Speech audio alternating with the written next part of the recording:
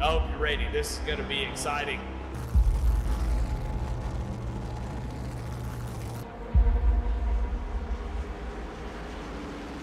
And the guy restarts up and go. Green flag is out and we're underway.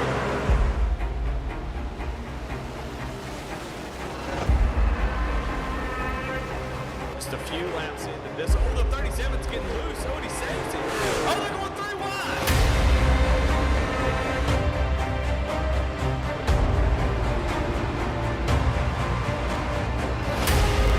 We've got a 5-way fight for the win of this race coming to 4 laps to go.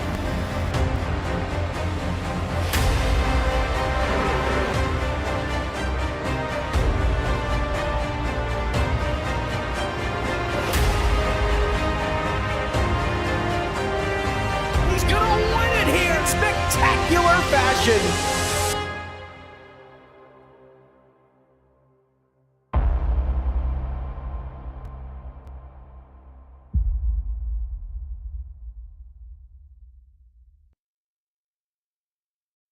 Welcome to Goat Talk Live.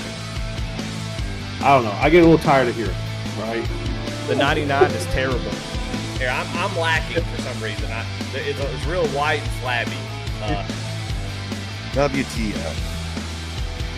What are we doing? Eddie, I tell everybody to listen that we're a really big deal. Continues to grow and grow and grow.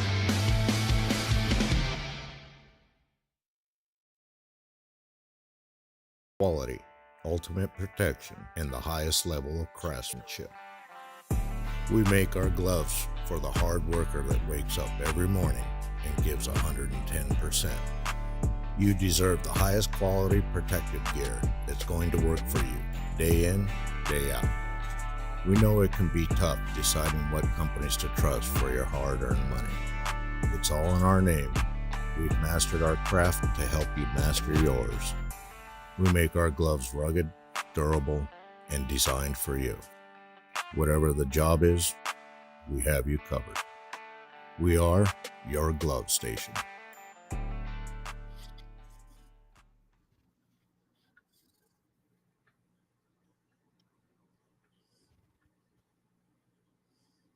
Well, all right. Well, I don't know if I meant to have our faces up on the screen the whole time, but hey, we were there. You saw us bobbing our head to that badass commercial from Glove Station. Thank y'all. Welcome to Goat Talk Live here on Above the Yellow Line Media. If you don't know what Goat Talk Live is, well, it's just I don't know. It's this great show where we sit and talk about all things Goat Locker, the nonprofit, Goat Locker Racing, all the partners, what's going on out in sim racing world, in iRacing, and even some real life stuff, just whatever we want to talk about. Pat, how you doing tonight, man? I'm doing great. I mean, we've got the Daytona duels going on right now, and it's me and you hanging out up here. So I'm missing the, kind of that a little bit. But I'm excited for tonight's show. We continue each and every week to bring on our great sponsors. We had such a phenomenal time with Amber, with John. We had that Barkus guy on at one point in time too, which was, it was all right, type deal. But tonight we got a heck of a show in store, man, and I'm pumped up, man. Well, why don't you introduce him, Pat? Who do me? we got tonight? Yeah. There was a commercial that we were playing, and there's a really cool company that came on board this year, and I don't know if anybody can see my hands. This is what they call in the business product placement. So I'm trying some things out here. But no, Chris is here from Glove Station tonight.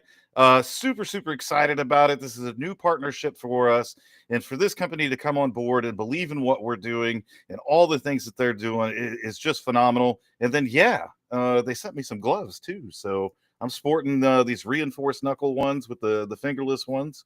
So I can't wait to get into the conversation tonight with Chris, learn about what they're doing as a company, and just kind of learn a little bit more about him in general as well. Yeah. Well, first off, one thing we want to do is shout out our sponsor. This show is presented by SAVE22, one of our favorites. Can't wait. And actually, Pat, you were on the Tuesday Talk this past week, huh? I was, and that was kind of a interesting situation to say the very least. I'm just sitting in my computer, Tuesday morning, cracking away at some Goat Locker stuff, and then I get a text from John Moser with a restream link, and I'm like, okay, this is cool. what's this all about? He's like, oh, if you ever want to join the show, here's the link. I'm like, all right, well, you just name the date, time, and place, and I'll be there. He's like, how about 20 minutes from now? And I'm like, sure, let's rock and roll, man. And I had such an absolute blast. Yeah. I've got to tell my story a little bit more in depth.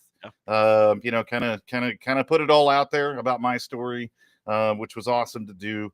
And those guys are they're just so phenomenal. And I'm so jealous right now because they're down in Daytona right now with a lot of really cool drivers hanging out, having a good time, not only spreading the word about SAVE22, but they're down there helping out Goat Locker as well. Yes, sir. Yes, sir. Well, it was really awesome to hear your story. You guys have always kind of said that, hey, we're here for the vets, the other veterans. We're not here to talk about ourselves. And you and Jamie have always kind of taken the back seat to the other veterans. And I appreciate that. But it's also really cool to hear more of your story, hear you a little bit more candid about things. And it's definitely a great watch. Save22.vet is the website. Of course, you can go to @Save22Vet on YouTube and go check them out. Subscribe if you're not subscribed. I mean, they do some really awesome stuff. It's worth it. John Moser's awesome. So just really can't appreciate anybody that has shown them support, shown them subs. It definitely makes a huge difference for them. But let's bring Chris in from Glove Station. Chris, I know you've been waiting. Here he is. Chris. There I am. What up, Costales, guys? what's up, man? First, I want to say, Patrick, you have a future in hand modeling. Let me tell you, brother. Finally, we get into a show and somebody pays me a compliment. Now we'll just have to see how many people can notice the number of gloves I change. I was gonna say, I could not tell the transition. You had our fingerless gloves, knuckle pros on, and then all of a sudden your hands went down, and you came up impulse versa. I was like, yo, we got a magician as well. Okay, all right. Well, see, I thought you were like a subtle dig saying he was a good hand model by covering his hands up. I didn't know. No, just his hand placement. He's got that real. What's that, Ricky Bobby? Ricky Bobby, like what? He doesn't know what to do with his hands. Yeah, what do I do with my hands? Well, Chris, man, thank you so much for taking time for us. It means a huge deal for us to get to sit down and talk to you, and it continues our trend of bringing in our partners and sponsors that mean a whole lot to us. And you're one of the newer ones, and so it's been really exciting. This is something that me and Pat have been talking about for weeks about getting you on because we are so excited for people to meet you, Glove Station. We learn a little bit about them, and it really helps, I think, kind of make that connection. When people say Glove Station, now they know who we're talking about, and they know a little bit of the background. So first off, thank you for joining us. But let's start from the beginning, man. How does Glove Station come about? Where does it all start? Take me back to the very beginning. So we started out as Amazon primarily. So we'd go to be business to consumer that way for a while. They brought me on with the company a little over 2 years ago, and it's been kind of all gas, no brakes ever since. I saw the potential in the company. You know, it's not only just an Amazon brand. I want it to be a household brand as well. So with that, you know, it's just been kind of off to the races, no pun intended. And it's been a really, really fun time. If you want a little backstory, you know, it's kind of a family-run business since the 80s. My boss has produced gloves for all the big brands that you see in Home Depot, Lowe's. And so it was kind of one of those like, why are we doing this for ourselves, you know? So with that, he started Glove Station. And like I said, man, ever since I was brought into the company, it's just been all gas, no brakes. I mean, they need a hungry young man like me to get out there and push the brand and put it in places they never thought would be possible, really. And that's what we're doing, you know. Like one of my biggest goals, one of my biggest dreams was to get our gloves into NASCAR. And I'm blessed to have you guys, you know, reach out and allow that opportunity for us. And that's kind of where we're at right now. Seeing where the future takes us. The future is bright, very bright. This year is going to be a huge year for Glove Station. One of my biggest things is not just supplying people with, you know, mediocre status quo product. Like we want to exceed that and push it beyond that, kind of progress the industry, as you will, you know. So with that, you know, we're implementing technology this year into our gloves that's going to hopefully take the market by surprise and make a wave for other brands to ride on. You know, like we want to set the trend. We don't want to follow a trend. So Yeah. Yeah, that's awesome. Well, tell me a little bit about what goes into product development. That's not something I know a great deal about, so I'm always curious about, because you can go buy gloves in a lot of places. So, Yep. what is the strategy of, like, okay, picking the right products? If it's going out finding the right designs, all that kind of stuff to curate the best possible amount of gloves or the type or all that kind of stuff. What goes into all of that? We struck lightning. My boss, like I said, it's a family-run industry, so he's a guru when it comes to outsourcing, not outsourcing, but sourcing materials and stuff like that. Not everyone knows. If you're in the industry, all the best materials are supplied through South Korea. So with that, you need to have connections and be able to get that to our facility so we can actually manufacture the gloves. With that, all of our gloves are made with the highest quality. We spare no expense. That's a Jurassic Park reference if you didn't get that one.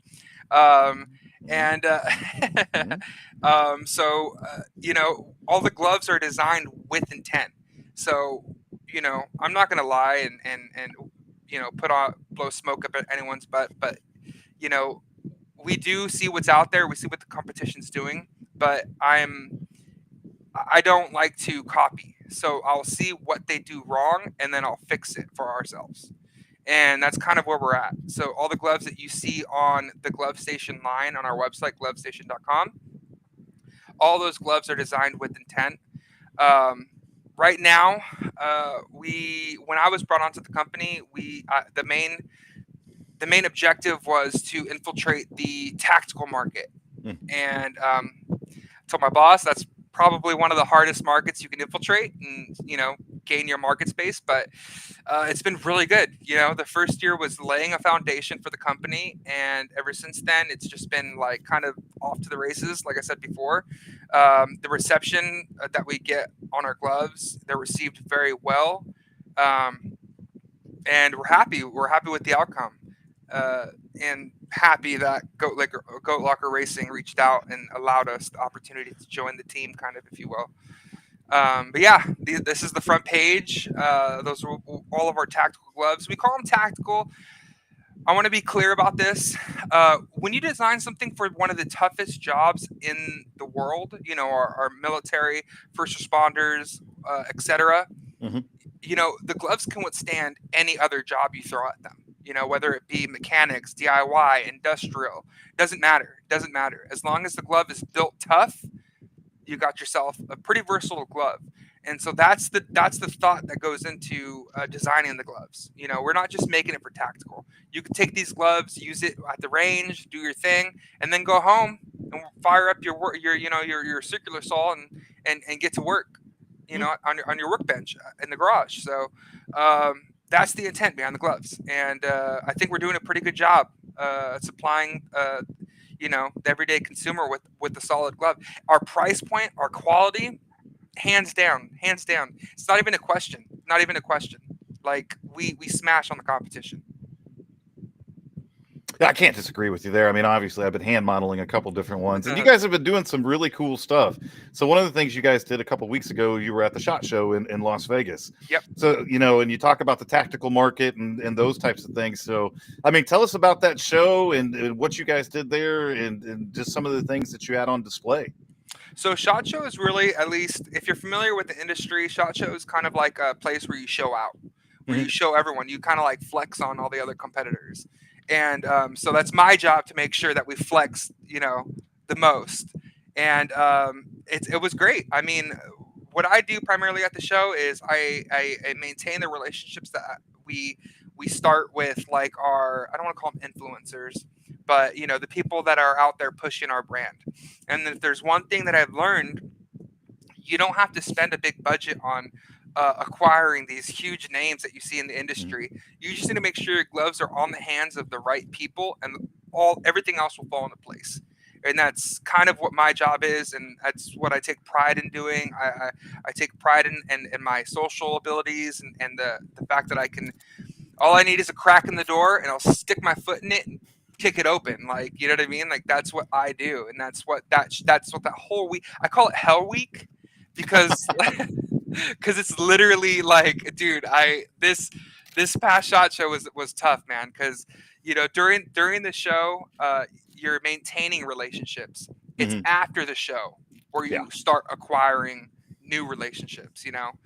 Vegas is full of people in the industry at that time, so you meet anyone on a table, at a bar, whatever. But it takes a lot out of you, man. I came back an empty shell of a human being. Let me tell you. Well, and Patrick knows, dude. I got the flu. I came back. I was out for almost a week. That's kind of the thing there, man. They call it the SHOT Show flu. You go in and you come home worse than you. I don't want to say worse, but yeah, no.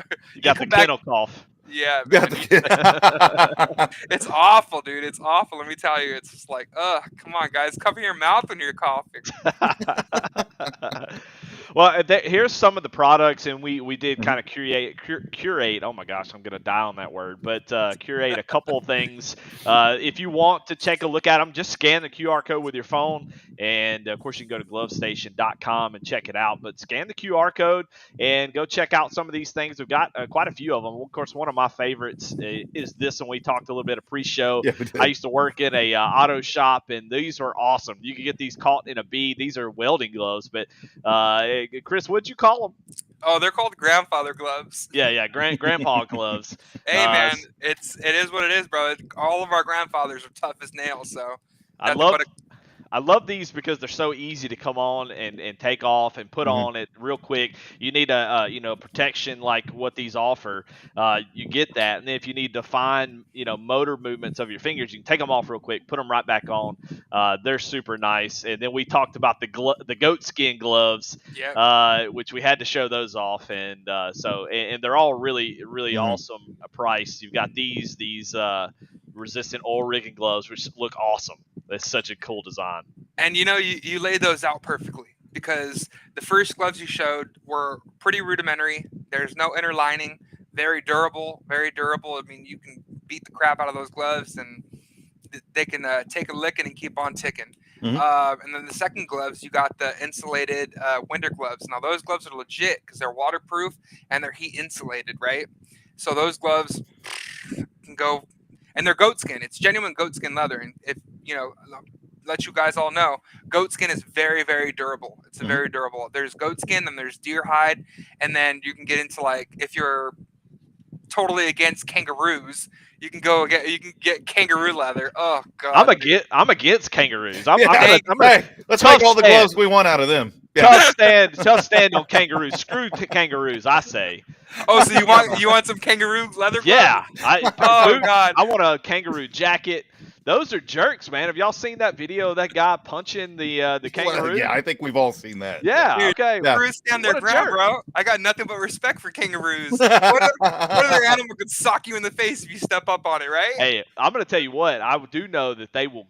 Well, I probably shouldn't say this, but they can do some damage with those feet. Oh, that's my one God. thing I've heard. Yeah. Feet and hands, bro. They're kickboxers. Dual threat, baby. Dual threat. And none of us have a tail. Yeah, none of us have a tail we can leverage ourselves on and kick, Yeah. If I had a tail, I'd be kicking people through walls, let me tell you. That's right. And you got some of these, which I thought were cool, these impulse guards here. I thought those were nice. And then one of my other favorites was these cut-resistant gloves. I mean, super affordable, really nice price on these. And these look like they fit really nice, and they offer that cut protection that you need when working with, like, really, glass would be a great, if you're working with glass, anything that could break, could cut you. Those gloves, and they form to your hand, right? They kind of sort of a thin material where it doesn't feel like you're wearing a thick glove. Yeah, so the palm everything has a Kevlar lining. So you'll see on the palm has a latex coating, and they call it sand, like a sand texture. That's just for extra grip.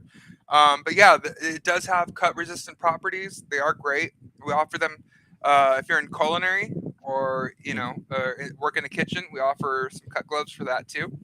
But yeah, those gloves, they're one of our best sellers. I will recommend though purchasing them in bulk, because I think you can get a really, really good price cut if you order a 12-pack compared to just the gloves by themselves. Nice. So, So if you got like a you'll shop see or that- something.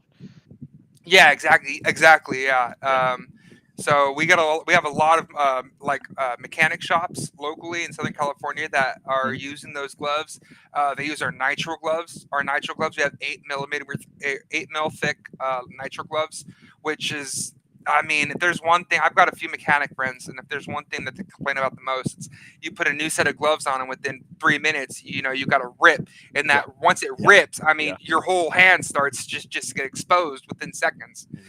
So with the 8 mil nitrile, it kind of circumvents that whole thing, and it takes care of that problem. And they're very elastic, very durable, and one of our best sellers. So we kind of do it all when it comes. It's all in the name, right? Glove Station. That's right. What you do it all. Yeah. And you do a lot of other things too. I mean, Yeah. we're going to pull up some different products. We've talked a lot about gloves. I've hand modeled some gloves. I have no gloves on right now, so I'm not going to say it's not going to change in the future. But for right now, everybody can see my beautiful hands. But talk to us about some of the other products you guys have, because you've got a lot of other type of safety equipment as well. We have a off brand called, or not, I wouldn't call it off brand, I call it a sister brand, and that's for Optic Max. And yeah, Optic Max, we have a wide variety. They're all shatterproof, so they don't shatter. I've literally ran, so the second pair you see up there, they're called the Nemesis. We've ran those over with a minivan, and they did not shatter. I was so shocked because I've never seen a product do that. I don't know if you guys are familiar with Napoleon Dynamite. Oh yeah. Come on now. You know when Kip runs over that Tupperware with the I was totally expecting one of those moments where we run it over and it just goes pa, and we go, dang it. But no, we ran it over. It just flattened them. Yeah. Didn't shatter. Didn't crack. I was amazed. So I stand behind our glasses as well. Yeah. It's funny story. Before I even started with this company, I bought a pair of Optic Max, and I show up to the job on the first day, and I saw we had some Optic Max marketing in the office, and I was like, "Oh, you guys work with Optic Max?" And my boss looked at me and he's like, "Oh no, that's our brand too." So I was like, "Oh no way! All right." So I was a believer before I even started with the company, man. Yeah, you also offer, ear protection, safety vests, and I love that. You want to be the, it's great to offer really high quality gloves, but it's cool to also be another spot where people can get other things that they need for different safety equipment. Yeah, I mean, my boss has a vision of it being kind of like a one-stop shop. Stuff like that. It's not really a big seller, but the fact that we offer it is kind of that that comfort for for people that are out there like, oh, okay, I'm gonna get some gloves. I can get a back adjust or a back brace, a safety vest. You know what I mean? Like it's kind of like we're trying to be that one-stop shop, but we primarily focus on gloves, tactical specifically. But like I said, you design them for tactical purpose. They can pretty much take any job you throw at them, really. Yeah. Those look awesome, man. They definitely look incredible. You can kind of look and just see the quality that you guys have, and I think you've picked just some really great designs. I mean, you've got to have camouflage in a glove. Yep. I mean, gosh, you can't do without that. So I mean, just a lot of really. Go ahead. No, that's the glove that actually kind of stood out to Howie. I don't know if I know your viewers are familiar with Howard DiSavino, but they're probably not familiar with how Glove Station came about, to collaborate with Goat Locker. And we actually released these gloves, and Howie reached out to us and kind of told us a story and, the mission. And, dude, we couldn't pass up the opportunity. I mean, very familiar with the Travis Mills Foundation, and just the fact that you guys are, you run a nonprofit to support our veterans with PTSD is just like it's beyond noble. It's what we need more of in this world. So, man, it was like I said, it was a blessing. It was a blessing to have you guys reach out, and we couldn't be more happy, really. And so yeah, we try to cover all our bases. We got a glove for everybody. We got some stuff coming out in the near future that'll only cement that in further. Pat, you look like you're about to beat somebody up right now. Well, if you could only see the comments that are going back and forth on chat right now, you would understand. Okay. You know, why it's happening. You know, Okay. oftentimes when we do these podcasts, or even when we're in Discord and all these different types of things, for some reason, I have just become the whipping boy of Goat Locker Racing, which I guess it's okay. But there are, see, can I get some glove with Pat's face on the palm? I'm not really sure why you would want that, or not really even sure about that comment either. I'm not sure why Santa is saying that comment. I think that's kind of odd. He's trying to test you whether or not you're going to be a good boy or. I thought I was on the good list. Maybe I'm not. You got to get some of their knee pads, Pat. Oh. Okay, here we go. All right, now we're starting to go down the cut the feed. Yeah, we're at it. What? I mean, everybody needs a good pair of knee pads. That's why they offer them. Man. You know what? They're really high quality. Product placement. We have some knee pads on our website, so get yourself straight. Yeah. Great.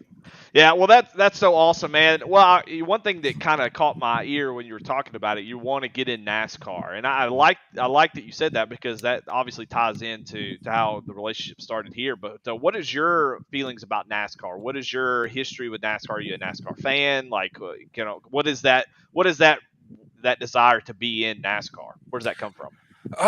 So full transparency, I was in a NASCAR a lot younger. It kind of fell off, in my opinion, in my teens, I would say, where it really wasn't getting broadcast, at least, accessibly to like the main population, like the majority of the population. So I kind of fell off a little bit. And, when I started with Glove Station, I got this like kind of fire inside, where it was like, okay, this is where we need to be. Like, this is, if you want to set that name, get that brand awareness, this is where you need to be.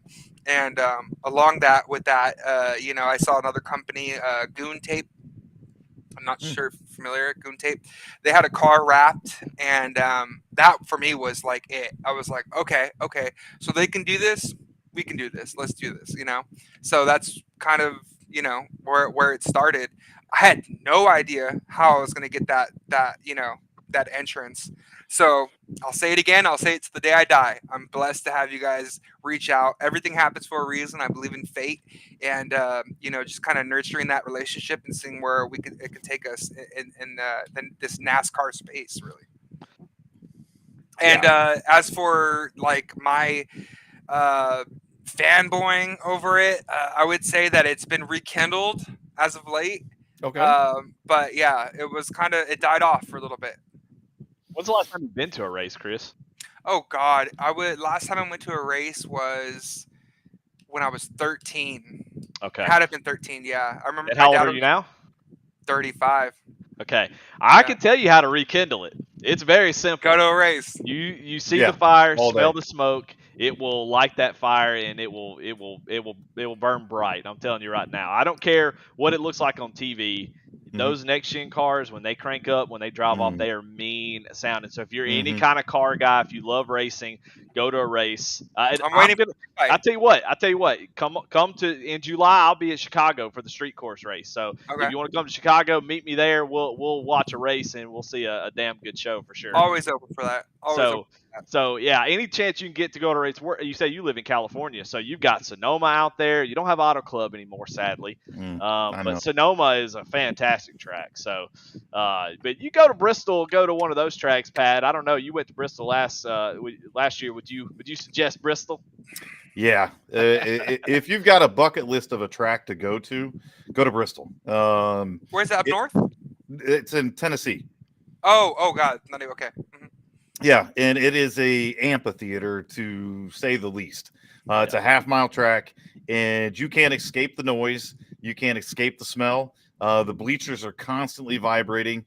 What was funny is we took a group of veterans last year to the race. We had some tickets donated. We took a group of veterans down there, and a couple of guys had not been to Bristol. They'd been to some other races, and they're like, oh, okay. And we're like, hey, man, you need to grab some hearing protection. They're like, I've been to a race before, no big deal. I'm like, trust me when I tell you this, you can't escape this. This is like being it's like being in a football stadium. The sound goes nowhere. And they're like, whatever, and then, they fire up the engines and they're pacing around, and it's not so bad. But when they went to full song and that race got going, you just see dudes start plugging earplugs in, and I'm like, there you go. I told you. It's that tough guy mentality. It is, man. We all got it. It's poison that runs through our blood. But hey, love to get you out to a race, and yeah, I'm just as excited as you, Chris. This has been so much fun. I got a new career now, which is fantastic. We'll sign the contract and everything after this is all done. Just send it to me. Okay.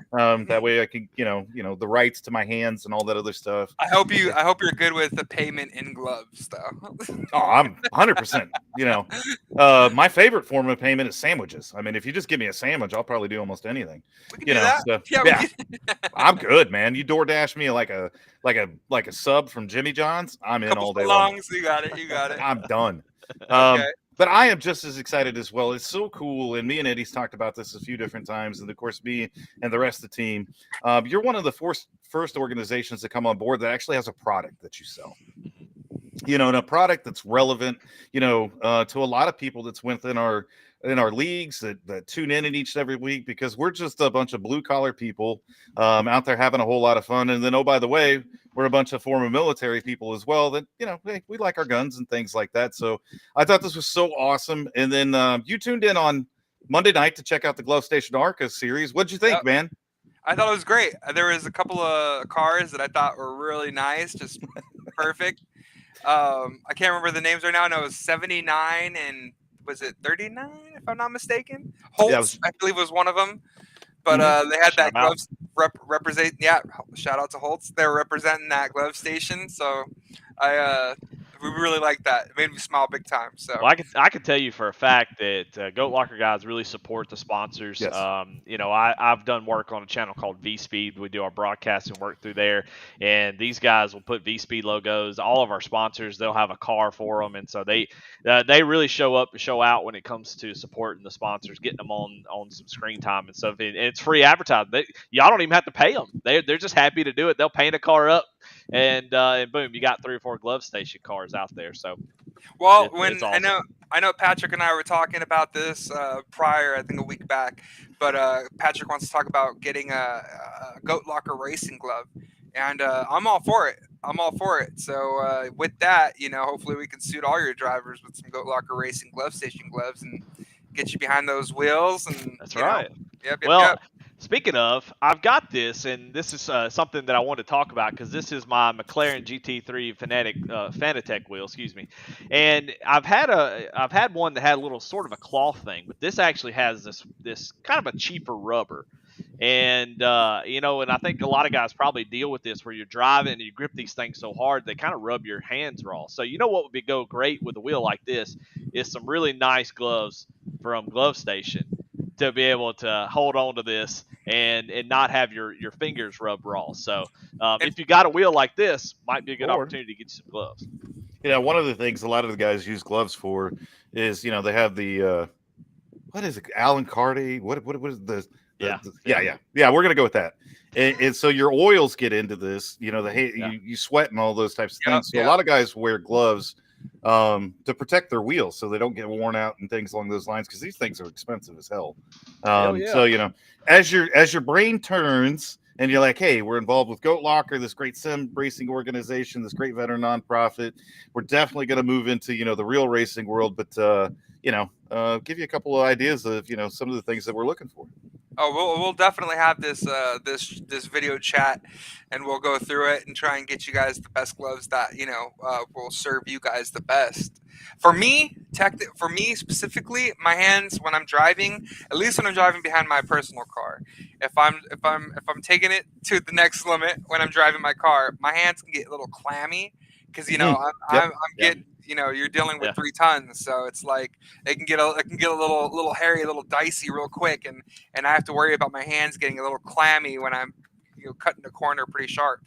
So that's for me what would that would serve my purpose, because I got a cheap wheel. Let me tell you, I did buy a sim racing setup, but it's like a Logitech, and it doesn't have Logitech has some really good stuff. They do. this is like beginner level, you know. I'm like my first car kind of a thing. So I experience that when I'm using that wheel for sure. Yeah. Well, I've never really worn gloves, but until I got this wheel, and then all of a sudden I've kind of got this feeling like we did the 24 hours of Daytona, and if you don't know what that is on virtual. They have a 24-hour race where you start the race and you run Oh my online for gosh. 24 hours and you Yo. change drivers out. Yeah. So we had a group of 4 or 5 guys and we all swapped drivers, every 3 or 4 hours. And 3 hours on a sim with that Yeah. rubber, I mean, it definitely. By the end of that 20, which I ran probably maybe 6 hours total, maybe 5.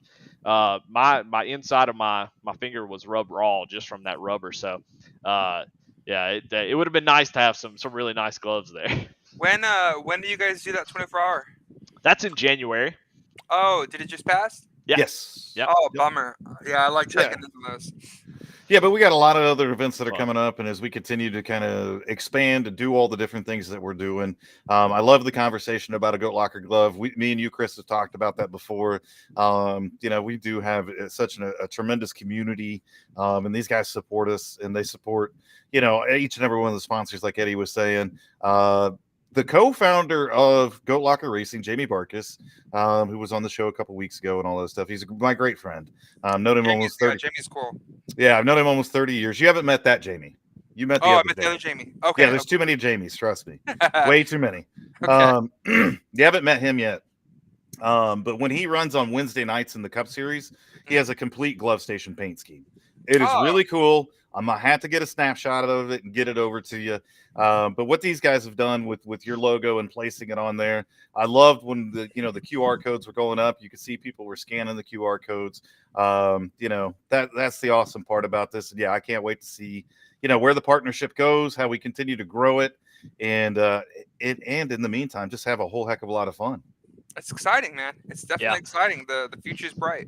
Well, what I love is that you're the sponsor of probably my favorite series right now. Now, I was the champion of that series last season, so I'm a little biased, but yours has the most compelling racing because of the pro and amateur split that goes on. I don't know if when you were watching the race, you kind of picked up on that, but they have a group of pro drivers and amateurs on at the same time, like what they do in IMSA races and stuff. And it's so cool. There's teams going on now. We got a team championship, pro and AMs pairing up and going for a team championship. It's just one of my favorite series. I love to watch it, and I really love to race in it. It's really awesome. So you guys got on a good one, because that's going to be probably one of the more popular series for sure, at least in my eyes. So I was really happy to see y'all jump on board with that one. That was awesome. Definitely. I think it goes like peanut butter and jelly, right? That's right. Gloves and racing, baby. There you go. Gloves and racing. Well, man, we've taken up a lot of your time, Chris. Man, we appreciate it. Cannot thank you enough for coming on and talking to us, letting us meet you, get to know folks. Some folks have already gone to your website, checked out some of those products. Hopefully, y'all leave a good note and a good review. Hopefully, we'll see some more reviews from Glove Station. But Chris, we're just excited to start this. It feels like you said, Glove Station may be in its infancy, but I love that we're just getting started here with this partnership. And we're hoping that we can all grow together, do some really awesome things, and we definitely appreciate you coming on and talking with us. Hey, man, all gas, no brakes, right? That's right. And like I said, before I get out of here, I just want to tell everyone that's watching, we have something for everybody. So whether you're racing, whether you're in your garage, whether you're cutting wood in the back, we got something for everybody. So take that minute and check us out. And we're really happy to be a part of this season for you guys. And I'm really excited to see where the future takes us and the relationship between Goat Locker. Because just starting out, man, but it's promising, definitely promising. You guys are a great group of guys. You got a fantastic organization going, and I couldn't be happier to have been paired up with you guys, through fate. So just keep it going. Let's keep it going. Keep that momentum, and take it to the end, man. Drive it till the wheels fall off, man. There we go. There you go. Yep. All right, Chris. Well, man, thank you so much for your time. I know your time's precious. We appreciate you, you coming guys. on. Great interview. Looking forward to maybe doing it again sometime if Oh you're yeah, down. we'll have you All right. back on. Same time next week. There you go. Love it. All right, All right. Chris, man, have a great night. You guys have a Take good care, night. brother. Thank you, guys. Have a good one. Yeah. Bye. Well, there it is. Man, wow, that was awesome, huh? Yeah, Chris is a whole heck of a lot of fun, and Yeah. you could tell, from their organization that they really care. They care, about their product. They care about, who it's getting in front of, and I love that. I love being partnered with organizations like that, and and it's always a cool. I say this all the time. It's a cool experience for me to get together with them like this and hear how much they love what we're doing. Yeah. It still blows my mind to this day that there are companies like Glove Station that are like, you guys are awesome. What you're doing is awesome. So, and I got the hand model tonight. Yeah. I mean, does it get any better on a Thursday? Yeah. Yeah. Well, I wanted to throw some stuff out there. I know Brandon Wallace is in chat, so we've got something for him, Brandon. If you need these, I know normally you if you didn't want any more skin to skin, Brandon, here's some for you, bud. 50 pairs for, I mean, they're on sale right now for $15.99. So that is a lot. And I know you're getting up there, Brandon. So it's about time for you to grab a couple of these. And if you need some thinner ones, I think they got some thinner ones as well. So, well, man, that was exciting. He was great. What a great guest, man. That was a good get. You were right. You said he was a cool guy, and he absolutely nailed that one for sure. Let's take a look at some chat stuff while we're kind of going. And also, guys, you guys that are watching, I know the duels are going on right now. Definitely appreciate y'all watching, man. It means a lot to show support Thank you to us and also to our partners. But looks like we got some spoilers going on. Wallace wins duel number 1, so spoiler alert. Brandon Wallace says, "Thanks, Eddie, I think." So we got a lot of good chat going on, so appreciate y'all doing that. Well, let's move on through the show. Gosh, we got to talk about some nonprofit stuff, Pat. You got a lot of stuff listed here, so I'm gonna kind of let you take the reins on this one. I don't know if the show's going to get much better than what it just Someone was. scan the QR code for the for the rubber gloves. I love it. I love it. Oh, that's comedy. Oh, Eddie, what are we doing? What are we doing? Yeah, we got a lot of really cool things going on, and I hope everybody that tunes in each and every week or watches this back when you get a chance, and hopefully they get a chance to watch it back, after the duels are over. I don't blame you. Don't blame you whatsoever. It's just been very, very exciting. And to have the organizations that are coming on board and the things that we're doing is just phenomenal. So, I was on a call earlier this week and everybody's heard about Lincoln Tech, a bunch of different times because they're just such a phenomenal organization. And last week we talked about, my visit to the campus and, and having a good time there. We shared some pictures and things along those lines. I was on a call with them today, finishing up all the details for the car show. So last year we did it. We're doing it again this year. This year it's going to be Saturday, June 28th. We're still deciding if it's going to be an afternoon show again. We're more leaning towards like a twilight car show, which I think would be so awesome. Well, one, so we don't have to cook out in the sun on a black asphalt parking lot. So stay tuned for that, but mark your calendars, June 28th, at the Indianapolis campus. Goat Locker Racing will be there with the sim. We'll be there with our late model stock car, our full setup, and again, a bunch of other really cool cars because it's a car show. So if mark that one down on your calendars for sure. We've done a couple cool things this week, and one of the cool things that we've done is, we've got 2 Premier Series now, right? And we've talked a couple different times about, what do we do for those drivers? And, we've done some hats and we've done some shirts, but one of the things me and Jamie's always talked about that we wanted is a challenge coin. I think it's important for our organization to have a challenge coin considering who we are and what we do. So I'm here to let everybody know those are in works right now. The design was approved this week and they are actually being manufactured. And so everybody that drives in the Premier Series will get one of them. We're not going to put them up for sale. You can't buy one. You can't do any of those types of things. You've got to be a Premier Series driver or me and Jamie, award one to you or something along those lines. I could show a picture of it, but we're not going to.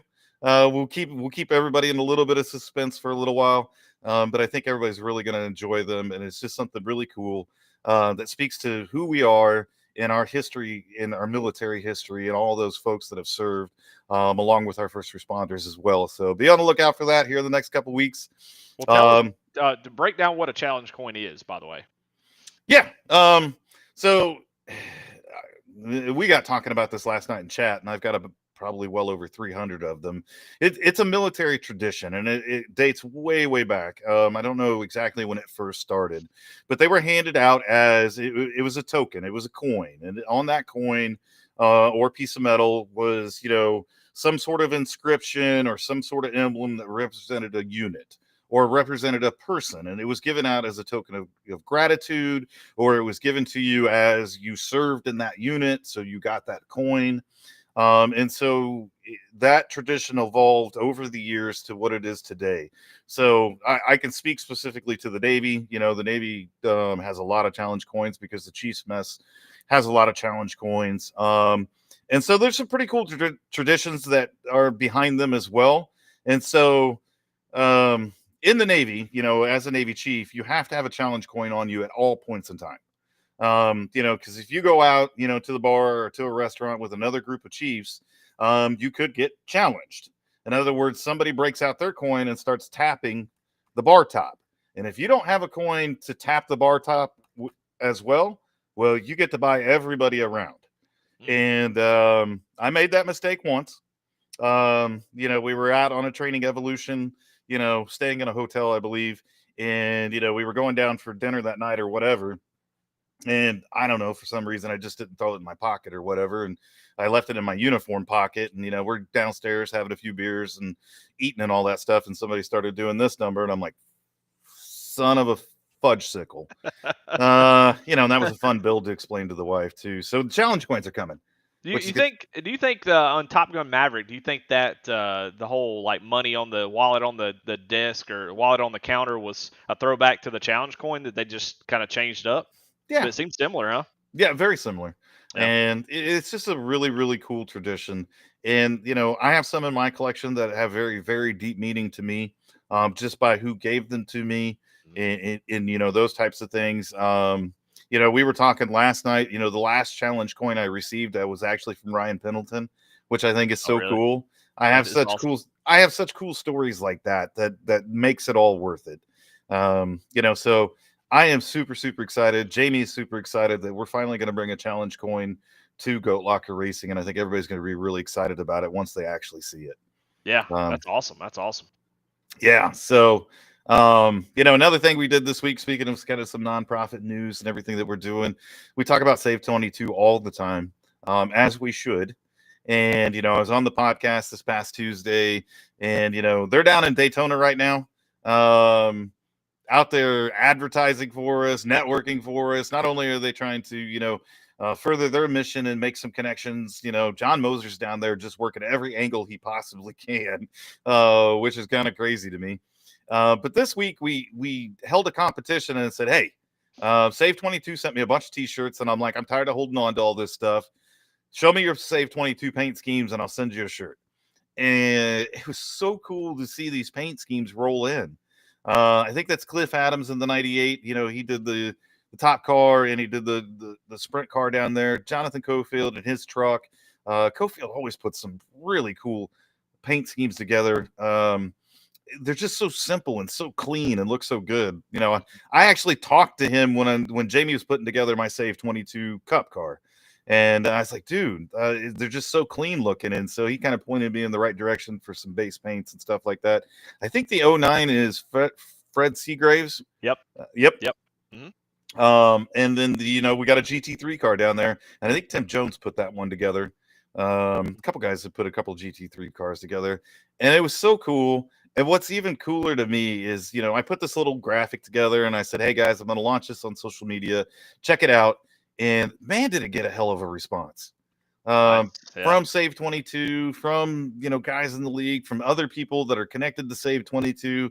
Everybody thought this was the coolest thing in the world to see them on all these different cars as the main sponsor. So that was a lot of fun. We're going to do a lot more things like that. If you paid attention to what Chris was saying, that man will ship me gloves any point in time. This next shipment that I have coming to me. Hey guys, spoiler alert. There might be a glove station paint competition coming here soon. If you can put 1 and 1 together here. So yeah. Start getting those glove station cars, painted up. When this package shows up from Chris, we'll get some gloves out to you guys as well. So this is the fun stuff, Eddie. This is the fun stuff that we get to do. But a couple other, really quick notes. At the end of the month, I'll be meeting with InVets, and we're getting ready to put an event together with them. So we're going to kind of close the loop with them, get this event put together. And then right now, I'm working with a couple of different people to be in Columbus, Ohio, the first weekend in March. So really only a couple weeks from now, back at Nasty's for the Coda race. So we'll have the Coda race turned on. Hope to have the sim there and everything as well. So if you're in Ohio or want to make the trip up to Nasty's or whatever the case may be, just kind of mark it on your calendars for now. I'll get some more details out as they come. And I'm excited for that too. It's been a couple. Well, we were there in November, so it's been a little while since we were there. And to go back out there and see everybody at Cruising Classics, to see everybody at Nasty's again, is going to be a lot of fun. So stay tuned for that one, but mark it on your calendars.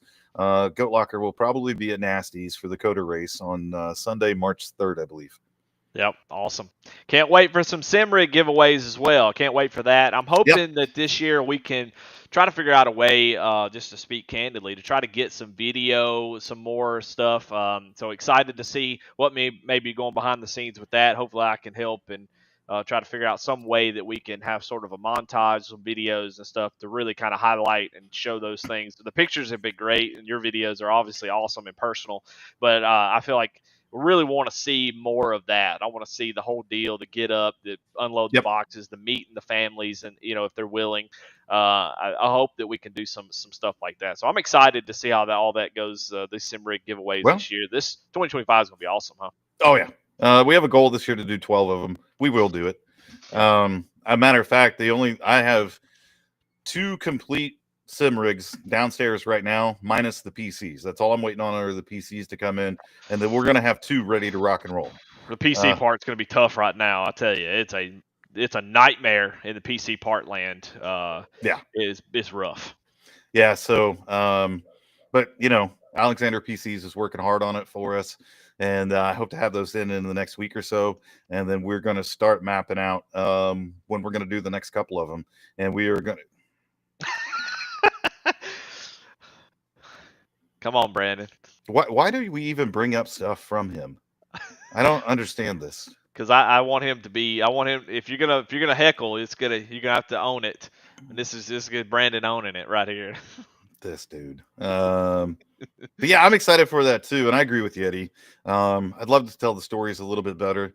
Last year was our first year doing any type of a giveaway, of that magnitude, and there really was kind of a push at the end of the year to do as many as we possibly could. So this year we're going to go into it with a little bit better planning, hopefully get some better media and those types of things as well. And then of course, mark your calendars. I promise you at the car show, we're going to give one away. I promise you at some of these events we're going to, again, mark your calendars for the first weekend in May when we're there in Massillon, Ohio with SAVE22. Again, spoiler alert, we're probably going to be giving a sim rig away at that event, so a lot of super cool things going on, man. And tonight's episode, it's just too cool, man. Way too cool, way too much fun. Yeah, this has been great. Well, it's something that we do every single week, and we're not going to change it now. And we do it almost every broadcast, at least the ones that I do, is the Warrior Spotlight, one of our favorite segments. It's going to pop up soon for sure. Hello. And go. Ready. And now. And pow. Okay, we'll get it up in just a second. Hang on a second. I don't understand. It was fine earlier, but we'll do it again. You're just building suspense. Yeah, That's it's all. Definitely suspense. There he is. All right. Well, he is the first ever Warrior Spotlight. How about That's that? true. It's been the Vet Spotlight forever, which we've highlighted many firefighters We and have. different police and other first responders. But this month is Daniel Kerkeel, which we all know and love him. Great guy. I mean, Yes. obviously a huge asset to Goat Locker almost immediately, right out of the gate. Just Yep. knocked it out of the park. Been an EMT with AMR in St. Louis for 6 years. In addition to providing private 911 and transfer services, he is part of AMR's emergency response team. Of course, everybody knows who AMR is. You ought to if you're a NASCAR fan. He's deployed for 22 weeks to Chicago and New York to provide support during the COVID crisis, as well as to Eastern Tennessee and North Carolina for hurricane relief. He serves as an admin here in GLR, and thank you, Dan. Definitely deserving of the Warrior Spotlight. Yeah. Oh, yeah. Well, hold on a second. Oh! My goodness. All right. Well, the next up, we'll see if this works. I don't know. Go to the week. Well, it does work. All right. Well, one of my favorite segments is highlight somebody in the community that means a lot or has done stuff, or just somebody we like, or somebody that's done something that kind of turned our heads or whatever. And well, my go to the week is going to go to Chuck Phelps, and it's just because I don't need a reason to give Chuck No. Phelps a week. He's my go to the week. He is a crayon eating. He's a bad son of a gun. Nobody would ever mess with him. If I needed something, I could ask Chuck, and he would do it. He's one of the kindest, most generous people that I've ever heard. Or had been a pleasure to be around. Just all around great guy. Love playing around, messing with him. Mhm. We have a good time. Great friend, and I'm definitely proud to call him one of my friends. Hopefully, one day I'll get to meet him. I think that's my biggest goal is to meet Chuck. He's just been a great guy, so that's going to be my go to the week. Love it. Absolutely love it. Yeah, Chuck's phenomenal. I actually got nervous the other day. Like I was in chat with him. I don't remember what we were talking about. We were talking about a race or something along those lines. I think it was like some race control stuff. And I mean, anybody that knows me knows I like to joke around, have a lot of fun, throw some shade around. And I was like, I'm gonna call him a bitch. And I was like super nervous about it. Like I thought about it and I was like, and then I thought about it again and I'm like, do I do this? Is it gonna lay in? Am I gonna die? So I just threw it out there, kind of maybe soft spokenly, I just kind of threw it out there. I'm like, and lowered your voice a little bit. I did, man. I mean, like something like this. You call him a bitch. Yeah, I was like, I'm gonna try this. But no, man, Chuck's phenomenal. But my go to the week is going to go to a community of people. So tomorrow's Valentine's Day, whether you celebrate it, don't celebrate it, all those types of things. Me personally, it's a made up holiday. I agree, 100%. Yeah, it's more. Yeah, it's a made up holiday. But for some people, it is a chance for them to kind of show their appreciation and love for their spouse. So my go to the week are the military spouses and those first responder spouses. While we're out there serving and doing the things we do, whether we're serving our communities, serving our country, they're at home holding down the house, whether it's the kids or keeping things together and all that stuff. And then, oh, by the way, we return an absolute mess, hungry, filthy clothes, all this stuff, and they just take care of things. They are the unsung heroes of the military and of our first responder community as well. So my go to the week are those spouses right there. If you believe in Valentine's Day, hey, treat them right tomorrow. They absolutely 100% deserve it. If you don't believe in it, treat them right. They absolutely deserve it. I've been married almost 30 years at this point in time. So almost the entire time I was in the Navy, my wife was there with me, and I could not have done it without her. Yeah, love it. Hey, that's a great go to the week right there. I love that. Well, I'll tell you what. Somebody created something for us, and it's a little bit long.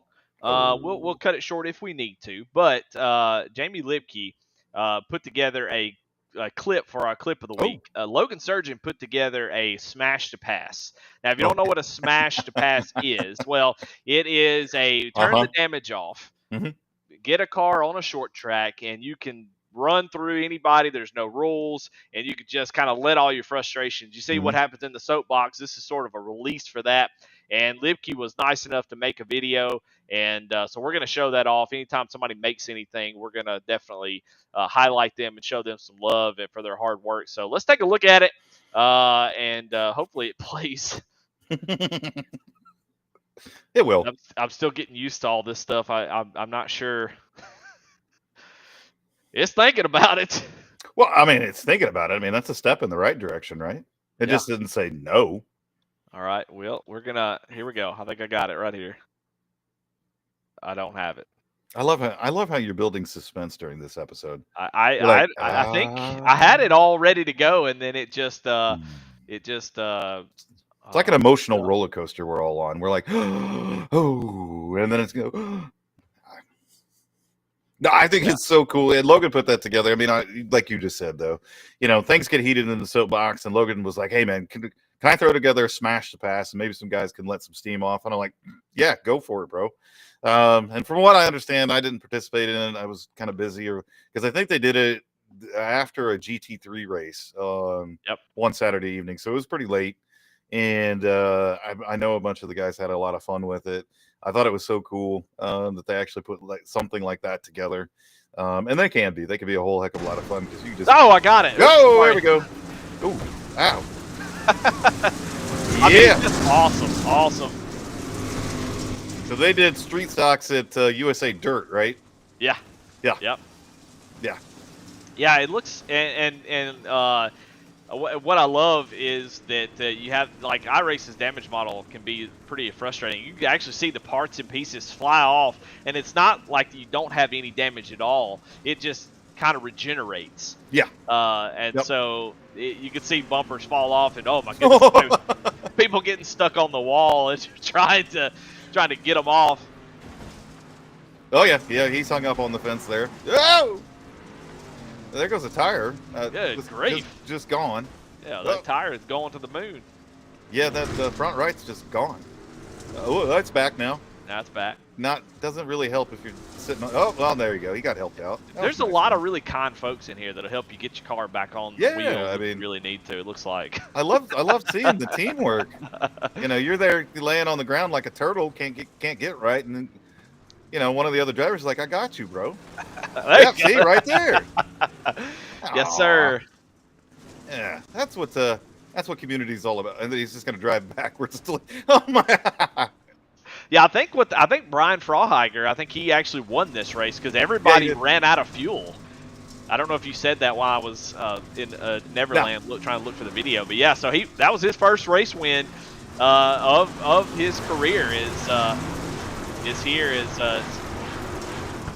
see all kinds of stuff. But it's just a lot of fun, man. It's so cool to see that type of community type races. I think we probably should do more of those. I think the fun type races to let steam off. I think guys, we appreciate guys setting those up on their own. Pat's got enough stuff going on. The admin's got enough stuff going on. If you want to do a fun race like that, just throw it up. I'm sure other people will jump in. So thanks to Jamie Lipke for putting that together. We definitely appreciate it. Keep those clips coming. In the Goat Talk Discord, there is an iRacing Clips channel. If you want to put something in there to show on the podcast, we'll definitely show it. So throw it in there. Yeah. All right. Well, I'm going to do a goat tech. We've been trying to figure out good goat techs, and I haven't figured out a good way to do it just yet. But if you've ever wanted triple screens, if you've got triple screens, and you're not using if you're not using NVIDIA Surround, this is only for NVIDIA cards. Sorry, but it may be a source of performance you don't know you're missing. So if you got triple screens and you go into your options, maybe again, maybe unbelievable. There it is. So you go into your options, and up at the top of the screen, you'll see a thing that says monitors. And this is where you'll set your triple screen up. And if you don't know how to do that, I actually have a link for you here. The little QR code for iRacing's website, how to set up 3 monitors. I definitely highly suggest you go check that out if you have triple screens, because it's such a great guide. It tells you the right way to do it. But if you have triple screens, you need to be using render scene using 3 projection, because what it does is allows for a little bit more accurate side profile on the side monitor. So if you don't do that, it will actually try to render it all as one, and it'll kind of stretch on the left and right screen. So it looks a little weird. So hopefully you already have render scene using 3 projections. But if you don't, click on that. It will give you a little bit better FOV. It'll look a little bit more normal. What do you got? Oh, there's a comment I think that needs to be shown. Oh, okay. Let me see. Yeah, there's a yeah. But just gotta let that one sit there for a second. Yeah. Yeah. Yeah, I'm gonna lose sleep about that one. But so if you've got that, you got this set up, but you don't know what this is, you said, okay, well, I don't know what it is. I'm not gonna check it. Well, if you have an NVIDIA graphics card, you got to click that enable simultaneous projection is what it is. Only on NVIDIA cards, but that will greatly improve your performance. So if you don't have that checked and you got triple screens, check both of these. And I think you'll find a little bit extra performance. So that's my GOAT tip of the week. I love it. Yeah, there was some good discussion. I think a couple of people or somebody was asking about how do I set these triples up correctly and all that stuff. And it can be a little tricky. It can be tricky depending on, what graphics cards you have. Yeah. And the software that comes with that graphics card. Do you use that? Do you use something different? And then there's, slight differences between your resolution, whether it's a flat screen or a curve. So having these little tutorials is awesome to have. We try to, throw them up there. That whole checking of the things, I had no idea that was a thing. I'm gonna have to go check it out because I have an NVIDIA card. Yeah. I've got a 4080 Ti, or 4070 Ti. One of the two. Who knows? Yeah. So I'll have to check that out. Yeah.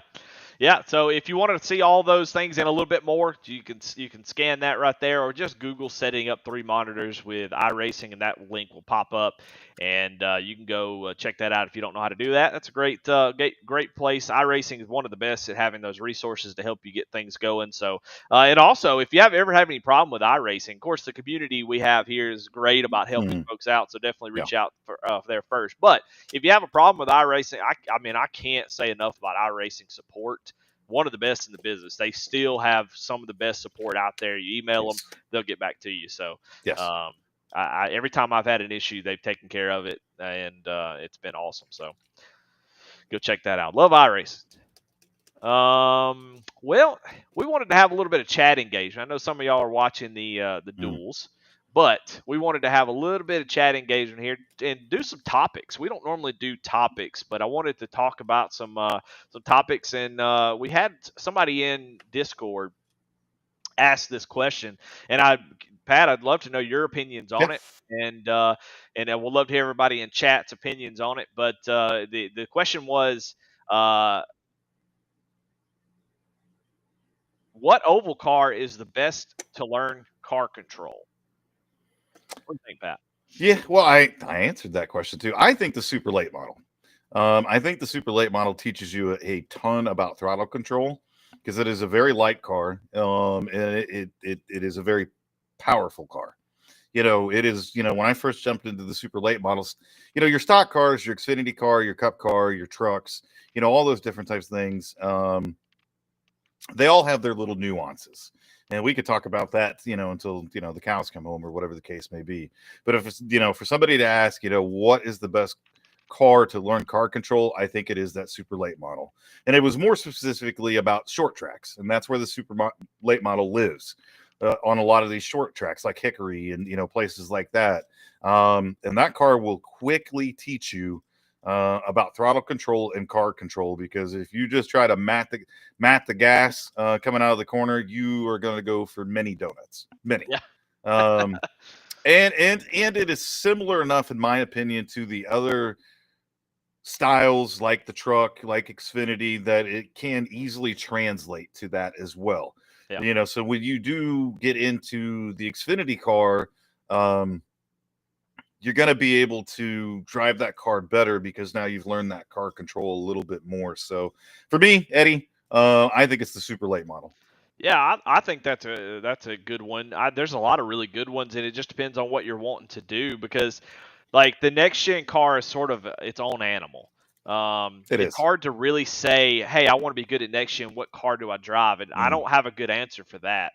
I think I think next gen sort of its own animal. If you want to be good and you want to drive the next gen, you really just need to focus on the next gen because it's Yep. so specific with the I'd independent agree. rear suspension. Like, Yep. it just feels like last night was struggling with it because you don't drive off the right rear. No. You're kind of, it just doesn't have the rotation that the yawed No. out like the Arca car and the Xfinity has. Mhm. And so you're not able to really drive it with the throttle, and so it requires just a completely different driving style. Like you drive in the corner, you almost need to let off the throttle, and it turns better when you're Yes. off throttle, off brake, and it's just a completely different one. But I'm obviously really partial to the Arca car. I think it has a really good good starting point, springboard. Some tracks are really loose, like we raced at Homestead, and it was extremely loose on exit. And those type of setups Yep. really help kind of teach you throttle control, because that's sort of most of Mhm. it. Throttle control and trail braking the correct way on ovals is sort of the biggest steps you got to get over, I Mhm. think, to start running good in oval cars. So I don't know. It's hard for me to say. The Xfinity car is pretty good too, but the Arca seems like the best choice. I said the COT as a joke because if you can Well, drive the COT on iRace, if you can drive 220 into Michigan and come yeah, out the other end, you got it made. you can drive anything. I mean, if you get behind the wheel of that Joker and Yeah. you can understand it and keep that thing together, yeah, you can drive anything. Yeah, I love that car, honestly. I Oh, mean, I miss the tandem drafting on iRacing, one of the most fun things out there, in my opinion. But you can still take those out on super speedways; they're unrestricted, Mhm. so you can get 230 boats to drive. That's for sure. But yeah, I think the Arca car, it would teach you just about anything. But I like your I like super lates. Super lates are definitely. Is that what you said? Super lates? Yes, sir. Yeah, super lates definitely will teach you a lot of really important things. Like trail braking in super Mhm. lates, I think, is a huge thing, Yeah. and it'll definitely teach you a lot about that. So Yeah. we got some But- people in chat saying, Jamie Lipke says Arca for starting out. The late models, once you're going and getting the hang of it, to start learning throttle control and proper braking while being in a tight field. So Yeah. yeah, Yeah. nailed it. Yep. Charles Stevens said street stocks. I don't know. Not to just disagree with you, Charles. I'm not going to pick on you, but I've driven the street stocks a few times, and they just don't have the power. It feels like I feel like I'm always missing a little bit of throttle, which is the point. But Right. I mean, it is the rookie car for a reason. yeah, It can be a lot of fun, and if you talk about your introduction into iRacing and those types of things, yeah, that's where you start. You start at the street stocks. You're either running at USA or you're running at Charlotte. And Charlotte and the street stock is basically a drafting yeah, track. yeah. We all remember those days. They're not fun, And then Jamie also brought up the Xfinity car is the hardest at ovals, and I love the Xfinity car. It is my favorite car on the service by far. I love the way that it drives. I love, to me, it just feels like a stock car should feel. If you go back to the Gen 6 cars, and how those drove, it just feels like a stock car should feel. And, I would honestly say, and again, we could go on for hours about this. For me, if you look at the top three tiers of NASCAR and the cars, the truck is just underpowered, pretty simple to drive. Yep. You're not going to really get loose. You might get tight at a couple tracks, but it's just way underpowered, pretty easy to drive. Your Xfinity car tends to run a little tight. And so it's going to teach you a lot about tire saving and not just matting the gas coming off the corner, because you're just going to scrub a bunch of tire. Yeah. Again, it can be, I won't say simple to drive. It just drives tight. And for somebody that's really trying to learn, having a tight car is probably a lot better than having a loose car.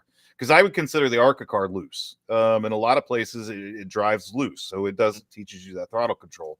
And then, yeah, I'm with you, Eddie. There's just no explaining the next gen car. Yeah. It's just, you could go to one track and it plows like a dump truck. And you think you got something figured out. And then you go to the next track and it's wrecking loose and it's snapping on you, and, the rack and pinion steering and trying to be able to catch that car.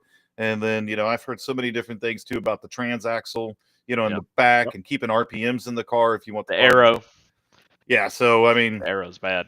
but No, I love it. And somebody even put up there the 87s. Man, I haven't been behind the wheel of an 87 in a while, but holy smokes. If you want to go manhandle a car around a track, go take that 87 and put it at Rockingham. Yeah. Yeah. And you better wear a tank top or something, because you're going to sweat your nuts off manhandling that car around that track for however many laps. Yeah. Yeah, I love the 87s. Oh, yeah. 87s at Talladega still, I don't think there's a rival to as much fun as you can have. Yeah. God, what a great time. Yeah, it's hard to beat that. Oh. You know, a lot of people take them straight to like old Daytona, the bumpy version. Oh. And it's a boring race, man. It's not fun. But Talladega is that perfect wide slick. You can use the runs that you get. The cars can you got a little bit of movement because you're gonna you can slide. You're gonna slide on entry. You're gonna drive in the corner. It's gonna slide up. So you got to have that ability to move up. So yeah, love it. Love it. But yeah, so I think I mean, you can always there's a bunch of different cars. I think it's best to do what we already do, which is drive all of them. That's usually the best way to learn. Just drive all of them. I like that. I wanted to talk about some other things. I like the idea of talking about some topics, and so we you know, we're sort of in the sim racing night of ATYL Media. We're sort of the sim racing night, and so but also I want to get in some actual NASCAR. So how excited are you for the new NASCAR season, Pat? Well, for me, it is the only sport that I watch. I'm not a football guy. I'm not a basketball guy. I don't watch anything else but racing. And so for NASCAR to be back, and we're back racing again, and then, you know, anybody that knows me knows I'm a huge William Byron fan. I grew up a Gordon fan. You know, now I'm a Byron fan. His paint scheme for the 500 is freaking awesome. The Flames are back, which last year he had the white car with the Flames, won the Daytona 500, by the way. And so, man, we talked about this before. It's like, what do I do with my hands? I didn't know what to do in the off season. Like, what do I watch? What am I doing? Yeah. But now that racing's back, and then of course, you know, racing's back, and we decided to throw a podcast on during the duels and everything. So, you know, so we're just hanging out, you know, having. That's why they make DVRs, baby. That's why we make DVRs. But yeah, man, I'm stupid excited, Eddie. Yeah, I'm always really sad after that Phoenix race. I'm just kind of like, man, what am I going to do? Because every racing is over. IndyCar is gone. F1's gone. IMSA is gone. Like, it's just dead for those 2 months. And then, you know, you got the holidays and stuff that help kind of get you through. And then, man, once Daytona gets here, honestly, I'm going to be honest with you. The last few years, just iRacing has opened my eyes to so many different type of racing. Yeah. The 24 hours has been a really nice start to the racing season for me. I've loved the roar before the 24, all the stuff that leads up to that race, watching that race, seeing the Mustangs get the win. Like, that was just a really cool experience to kind of really get into it this year. I've always kind of casually watched it, but this year I was really invested, and it sort of kicked off everything for me. And so I'm excited. I'm excited for F1 to start back up. I have a hard time with IndyCar. I'm going to try this year. I love the Indy 500. You know, I love the whole thing of it, but I don't know what it is. I mean, I like some of the tracks that they have that are like the street courses and stuff that they'll do from time to time. Yeah. But it's hard watch. I don't know what it is. It's hard for me to watch IndyCar. I enjoy IndyCar. Of course, I grew up in the home of IndyCar. I mean, I'm here in Indianapolis, and you know, those types of things. And I tell you what, Eddie, I'm going to give you the same advice that you gave to Chris. Okay. Go to an IndyCar race. Yeah. Go to a track. It'll change you. You know, I think for some of us that watch so much stock car stuff, and then you go over to IndyCar and you're like, why is he getting a penalty for that? What is that? What is push to pass? Why are they switching tires? What are these different compounds? Well, we're getting to understand that a little bit more in NASCAR now. Yeah. And so there's all these other little different nuances and wings and all this other kind of crazy stuff. So, and you're just like, go to a race, man. It is so, those cars are so incredible. And of course, if you can ever make it to an Indianapolis 500, I mean, you just, bucket list for sure. Yeah. And again, we talked about a couple of different things. There is no way to truly explain the experience at the Indy 500. There's no way to put it into words. It's insane. As a Kyle Larson fan, I'm extremely excited that we're going to get another shot at this. Man, my disappointment because I know how good he is at Charlotte, and I know the 600 is one of those races he's going to show up for. What a disappointing, just complete day for me as a Kyle Larson fan. I can't imagine what it felt like for Kyle. Yeah. I'm a fan. I'm sitting on my couch, like, who gives a shit what I feel? But that guy had to go and put all that time and work into it, and had made that mistake. The weather, which is you can't control, and it was such a tough day. And then to get to the 600, finally get there, and credit to Allgaier. Yeah, it gets rained out. He's just standing there with his helmet on, never got to get in the car, and it was probably a race-winning car because Allgaier struggled early on, but then he figured it out. He was driving up in the like 15th, I think, when the rain came out. So it was just so disappointed. So this year we're hoping for good weather. But there was a little silver lining to that whole story. So they took that paint scheme, if you remember, from his Cup car, and they ran it at the Brickyard 400, and he won the Brickyard 400. Yeah. And I thought that was so awesome that he finally got to race that scheme. They were going to race something different. But I think it was Rick Hendrick that said, no, let's put it on the car. He never got a chance to run it. We're going to Indianapolis. And he went out there and won the Brickyard 400 in that car. So I'm excited for this year coming up. We're going to have a couple of announcements about the Indy 500 this year and what Goat Locker Racing is going to do with it. So we'll have some announcements soon about that as well. But Goat Locker Racing will be at the Indianapolis 500. And, and then, oh, by the way, if you want to see Kyle Larson's car, we have been offered tours of Arrow McLaren's race shop. So if I can get a group of people together, all I got to do is make a phone call, and I can get a group of people to go take a tour of Arrow McLaren's race shop where they're currently building Kyle Larson's Indy 500 car. Yeah, and we could be like the guys at the 24 and try to steal some pieces off of it.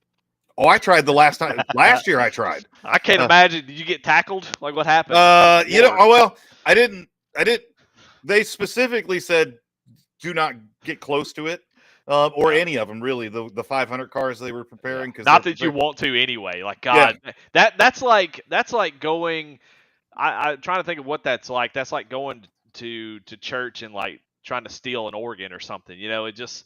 It just seems really wrong. So you wouldn't go to a race shop and because you're a fan of those. I can't imagine people going into pits at the 24-hour Daytona and stealing stuff. Man, that's the craziest thing I ever heard.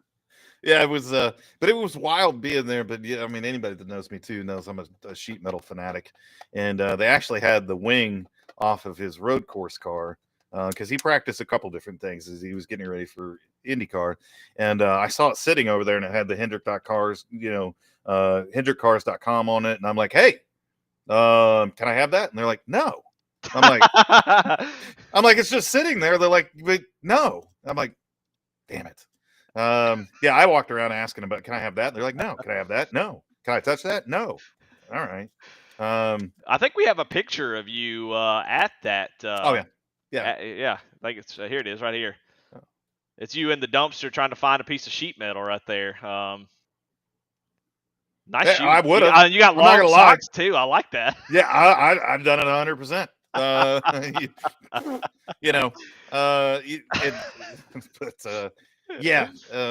Long socks, huh? Well, sometimes you got to do what you got to do. I mean, you got to think about it, Eddie. If you jump down in there and let's say you get all the way in there. Yeah. Eventually your leg is going to rub up against the dumpster. And if your pant comes up, you don't want your bare leg on the dumpster. Yeah, you got to get them long socks up. Yeah, you don't want dumpster juice on your leg. No. Sure. So you got to get the long socks on, man. I thought that was just common knowledge. Yeah. Well, I'm definitely excited about the NASCAR season. Yes. I'm excited to go in here and watch the duels that I've got recorded here. Looking forward to. There's a lot of good storylines. I don't know if Jimmy Johnson's in yet, but he is. He is? Okay, good. Helio Castroneves is going to be racing, which is kind of crazy. It'll be interesting to see how that goes. Truex is back this year. Truex is back. Shane Van Gisbergen is going to be running his Daytona 500, I think, right? Yes. Didn't he run it? Yeah. Yeah, he's full-time. Shane SVG is full-time this year. Okay, I couldn't remember. Yeah. Yep. So he's going to be running, and then you've got, of course, Allgaier in the Traveler Whiskey Dale Junior Motorsports entry, which I'm excited about. That is awesome. No spoilers, but good news coming out of that bunch. That's awesome. So, yeah, I can't wait. So Sunday, my mother-in-law is coming down, and I told my wife, I said, look, I don't know what you're doing, but I don't know what y'all plan on doing, but that brand new 65-inch OLED TV I just bought is going to have NASCAR racing on it. And I'm sitting right there. So I can't wait. I hope the weather's not bad. I'm a little bit worried about that, but I'm off on Monday, so I'll watch it on Monday if it comes to that. Hopefully not.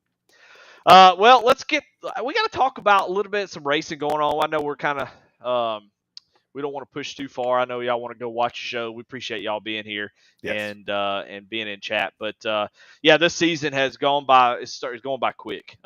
We are moving right through it quickly. Playoffs are starting to kind of form. We'll talk more about points as we move on. We had a lot of content and stuff tonight we wanted to go through. But man, congratulations to all the winners this week.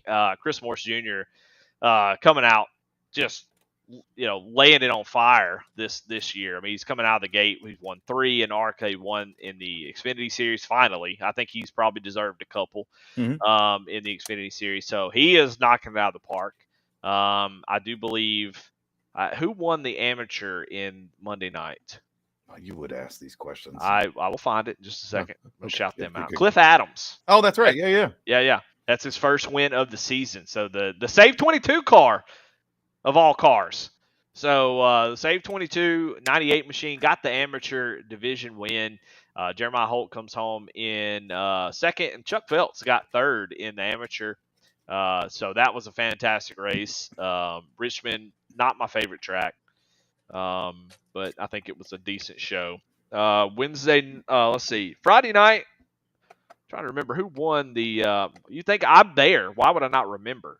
But Jake Ham won at Milwaukee Mile. That was a pretty good race. I enjoyed that one. So yeah, we had a good time there, and Ham tracked down Gardner there at the end, got by him, and took home his second win of the season. Yeah, some really good pit strategy. I thought I was worried that the he waited so long to pit. I was a little bit worried he wasn't going to be able to make it up, but he definitely did. It seemed like there was about 10, 15 laps to go where you guys dropped off in tires quickly, and he immediately started to catch back up, and really it wasn't really much to get around Gardner. I was surprised it was just that much a difference. So that was a good one. Let's see, Wednesday night, one I would love to forget, but Ryan Pendleton, I think, got his first win of the season. Yes, he got his first win of the season.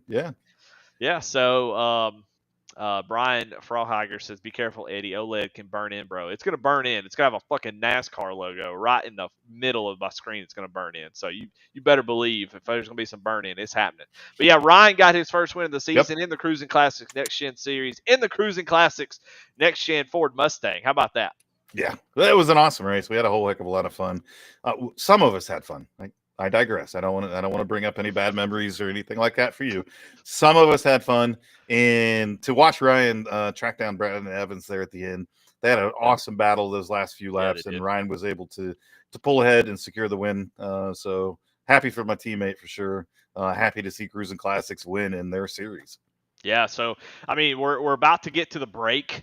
So the point standings, there's 2 drop weeks, so we haven't really talked about point standings just yet because of those 2 drop weeks. So we'll definitely start talking more about points and how it's all stacking up after the break, because the picture is sort of clear now, and we'll have a good idea of who's where. But we'll talk more about points when we get to where we can actually have some relevance. I will say on the Monday night, I put together this little pro and amateur team thing. So the double D's, Daniel Cunningham and David Calvert, took over the lead of that one this week. So those guys have been doing. Calvert has won, I think, 3 or 4 races now in the amateur division.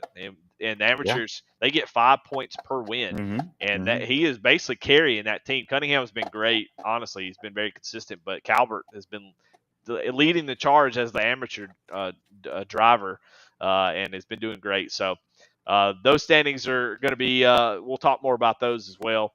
We just got so much to talk about, Pat. Golly, we need to stop bringing in great guests so we have more time to talk about. Yeah, we need to get a boring one that we want to kick them out after 10 minutes. Yeah, instead of exactly. just shoot the shit with them and then we can move on to some other things. But next week we'll talk a little bit more about what's happening in the racing world. With inside Goat Locker Racing.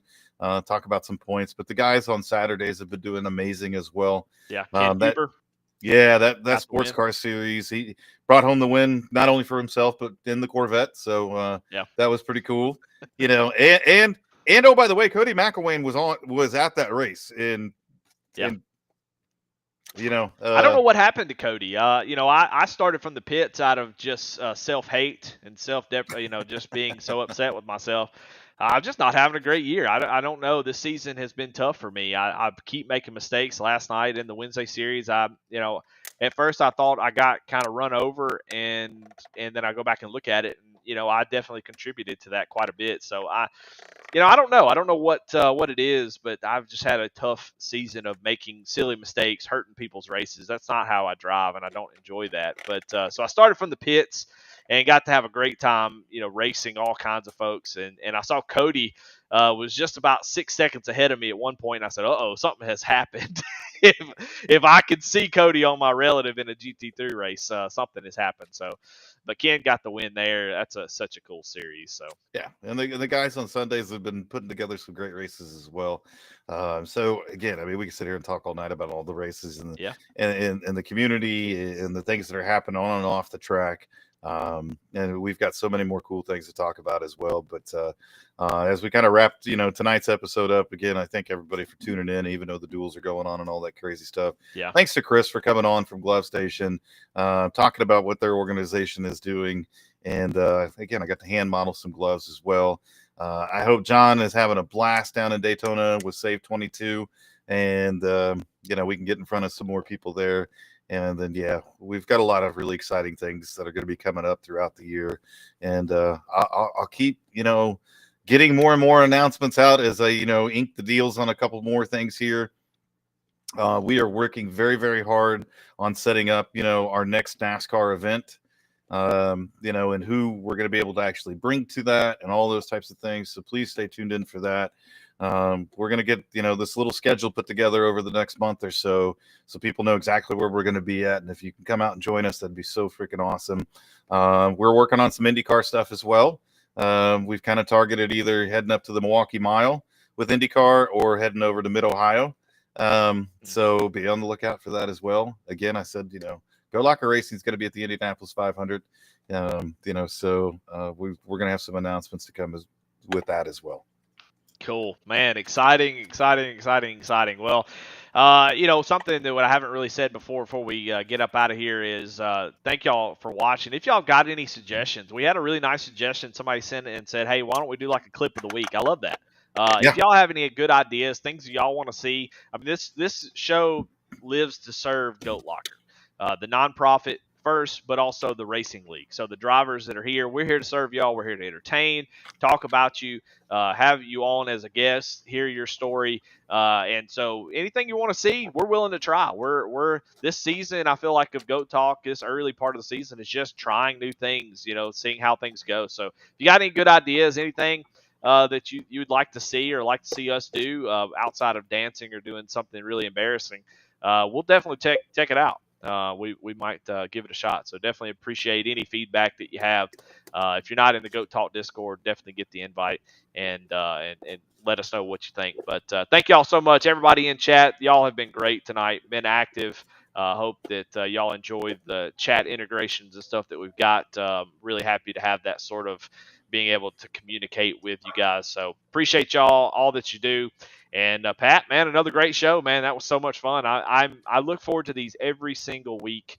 It's just getting more and more fun. So looking forward to, we've got a lot of the sponsors and stuff kind of going now. So I'm excited to get back, talk to some drivers, maybe some new guys that we don't know very well, get them in here and learn something about them. So we'll see what the future holds. A lot of the good things happening in Goat Locker, but we're gonna see y'all. I'm going to watch some racing, and hopefully we'll see y'all next week. Tomorrow night, Friday Night Truck Series. I don't know. We're doing Goat Talk next week, Pat. Where everything's I don't know. off. I guess we'll figure it out and we'll make an announcement We'll about play it. it by ear. All right. Yeah.